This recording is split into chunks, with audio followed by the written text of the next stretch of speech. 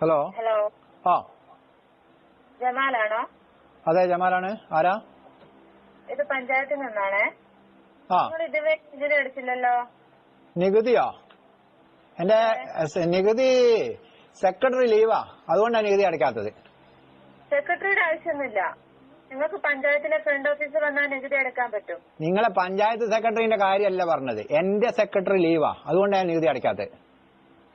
അല്ല, നിങ്ങളാണോ നികുതി അടയ്ക്കേണ്ടത് അല്ലെങ്കിൽ നിങ്ങളുടെ സെക്രട്ടറി ആണോ നികുതി അടയ്ക്കേണ്ടത്? നികുതി അടയ്ക്കേണ്ടത് ഞാൻ തന്നെയാ, പക്ഷെ എന്റെ സെക്രട്ടറി നികുതി ഇതിൽ ഒപ്പുവെക്കാണ്ട് എനിക്ക് നികുതി അടയ്ക്കാൻ പറ്റൂല.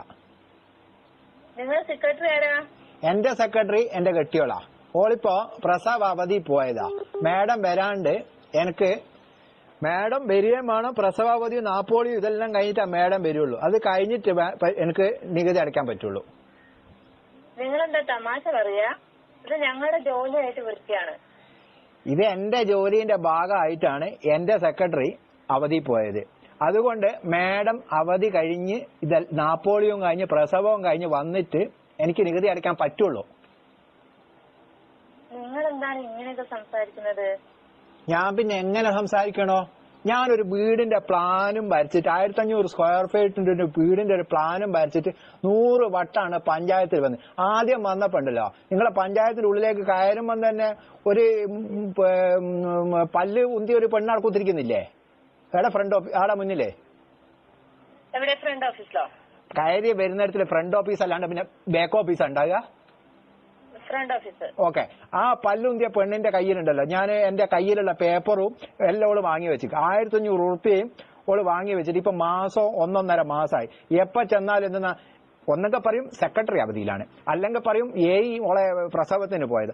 ഇങ്ങനെ പറയാൻ തുടങ്ങിയിട്ട് 1.5-2 മാസമായി. ഇറച്ചിപ്പീടിയന്റെ മുന്നിൽ നായി നിൽക്കുന്ന പോലെ ഞാൻ അവിടെ വന്ന് നിൽക്കുന്നത് എത്ര ദിവസമായി എന്നറിയോ? ഇനി ഇപ്പോ നിങ്ങൾക്ക് നികുതി ആവശ്യമുള്ളപ്പോ നമ്മളെ വേണമല്ലേ ഇങ്ങോട്ട് വിളിക്കുന്നത്? അല്ലേ? അങ്ങനെയല്ല. എന്താ അങ്ങനെയല്ലാന്ന്? മുഴുവൻ നികുതി തിരിച്ചെടുക്കണമെന്നാണ് ഞങ്ങളുടെ ഉത്തരവാദിത്തം. അങ്ങനെ വരട്ടെ. ജനങ്ങളെ പിഴിയാൻ നിങ്ങൾക്ക് ഉത്തരവുണ്ട്. എന്നാലോ ഒരുത്തനുണ്ടല്ലോ, ഒരു 10 സെന്റ് സ്ഥലം വാങ്ങിയിട്ട് കഷ്ടപ്പെട്ടിട്ട് ഒരു വീട് വെക്കാനായിരിക്കും ഈ എങ്ങനെയെങ്കിലും ഉണ്ടാക്കാനായിരിക്കും നോക്കുന്നത്. അന്നേരാണ് പഞ്ചായത്തിന്റെ മുന്നിൽ വന്നിട്ട് നിങ്ങൾക്ക് സ്വീപ്പാക്കലില്ലേ? പറ. ഞാനൊരു കാര്യം പറയട്ടെ. നിങ്ങൾ എത്രയും പെട്ടെന്ന് നികുതി അടിച്ചില്ലെങ്കിൽ നിങ്ങൾക്ക് തന്നെയാ ഫൈൻ വരിക. എന്റെ ഫൈന് വരും അല്ലേ?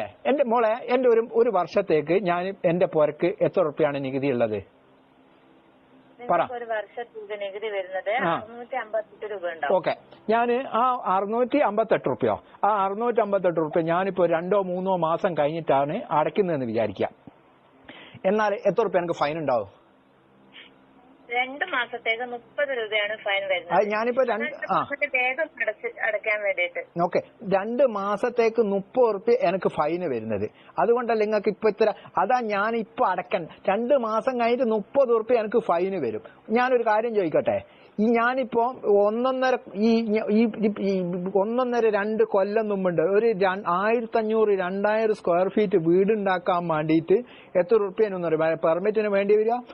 അന്നേരം 2000-2500 റുപ്യ മതിയേനും ഒരു 1500 സ്ക്വയർ ഫീറ്റ് വീടുണ്ടാക്കാൻ പഞ്ചായത്തിൽ നിന്ന് പെർമിറ്റ് കിട്ടാൻ വേണ്ടിയിട്ട്. അങ്ങനത്തെ ഒരു വീട് ഇപ്പൊ ഉണ്ടാക്കണമെങ്കിൽ 30,000-35,000 റുപ്യ പഞ്ചായത്ത് കൊണ്ടുപോയി അടയ്ക്കണം. എന്നാലാണ് നിങ്ങൾ ഇതിന് സീലിംഗ് അടിച്ചു തരൂ. എന്നാലോ നിങ്ങളെ താങ്ങണോ? ഇതെല്ലാം ചെയ്യണ്ടേ?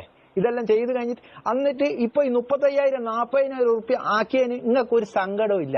അങ്ങനത്തെ എന്റെ ഈ നികുതി അടയ്ക്കാണ്ട് 30 റുപ്യ ഫൈന് വരുമ്പോ നിങ്ങൾക്ക് എന്തൊരു സങ്കട?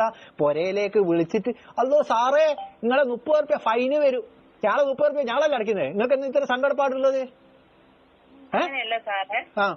നിങ്ങൾ സാറേ എന്നൊന്നും വിളിക്കണ്ട. നിങ്ങൾ കാര്യം പറ. എന്തൊരു സാറ് വിളി? നികുതി അടയ്ക്കാനാവും വിളിച്ചിട്ട് സാറേന്ന് പറ. സാറേ, നിങ്ങൾക്ക് വേണമെങ്കിൽ ഗൂഗിൾ പേ വഴി നികുതി അടയ്ക്കേണ്ടതാണ്. അങ്ങോട്ട് വരണമെന്ന് പോലും ഇല്ല. ഞാന് ഒരു കാര്യം ചെയ്യാം. നിങ്ങൾ എനിക്ക് എന്റെ പൊരേന്റെ ഇവിടെ തറ കെട്ടാൻ വേണ്ടിയിട്ട് ഇതിന് വേണ്ടി സ്ഥലം ആക്കിയിട്ടുണ്ട്. ആ സ്ഥലം ആക്കിയ സ്ഥലത്ത് നിങ്ങളെ എഞ്ചിനീയർ ഇതുവരെ വന്നിട്ടില്ല. ഓള് നാപ്പോളി കഴിഞ്ഞോ പ്രസവം കഴിഞ്ഞ് കിടക്കുക. ഞാനിപ്പം ഗതികേടിന് ഈ സ്ഥലത്ത് ഒരു തറ ഇങ്ങ് കെട്ടിന്ന് വിചാരിക്കുക. ഓക്കെ, കെട്ടിയില്ല കേട്ടോ, ഞാൻ കെട്ടുകയില്ല, കാരണം നിങ്ങൾ ഫൈനിടും. കെട്ടിന്ന് വിചാരിക്കുമ്പോണ്ടല്ലോ നിങ്ങളെ ഈ പ്രസവിച്ച് കിടക്കുന്ന നാപ്പോളി കഴിയാത്ത ഈ എയ്യോ പഞ്ചായത്ത് നിങ്ങളിവിടെ വന്നു നോക്കേണ്ട ആളില്ലേ ഒക്കെ അന്നേരം തന്നെ ആടുന്ന് വെച്ചു ആടി തുള്ളി പാഞ്ഞിങ് വരും. എന്തിന്? ഞാനിവിടെ തറകെട്ടി. എന്തിനാ വരുന്നത്? അതിന് ഫൈനിടെ. അതുകൊണ്ട് ആദ്യം ഓളോട് പറ, ഞാൻ വീഡിയോ കോൾ ചെയ്യാം ഓക്ക്. എന്തിന്?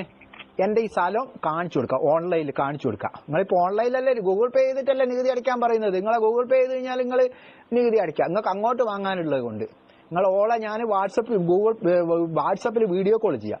വീഡിയോ കോൾ ചെയ്തിട്ട് ഓളോട് ഓൺലൈനിൽ വന്നിട്ട് എന്റെ സ്ഥലം നോക്കിയിട്ട് ഓളോട് എനിക്ക് പെർമിറ്റ് തരാൻ പറ ആദ്യം. എന്നിട്ട് ഞാൻ ആലോചിക്കട്ടോ നിങ്ങൾക്ക് മറ്റേ നികുതി ഗൂഗിൾ പേ കൂടി അയക്കണോ അല്ലെങ്കിൽ മറ്റേ വേറെ ഒന്നുണ്ടല്ലോ ഫോൺ പേ അതിൽ കൂടി അയക്കണോന്ന് ഒന്ന് വെച്ചിട്ട് പോടി കളയാടുന്ന്. നികുതി പിരിക്കാൻ നടക്കുന്നു എല്ലാ മാസം 20 മാർച്ച് ആവുമ്പോ ഇറങ്ങും നികുതി നികുതി നികുതി. ഉളുപ്പുമാണ് ഉളുപ്പ്. ജനങ്ങൾക്ക് ഒരു ഉപകാരം ചെയ്യേയില്ല.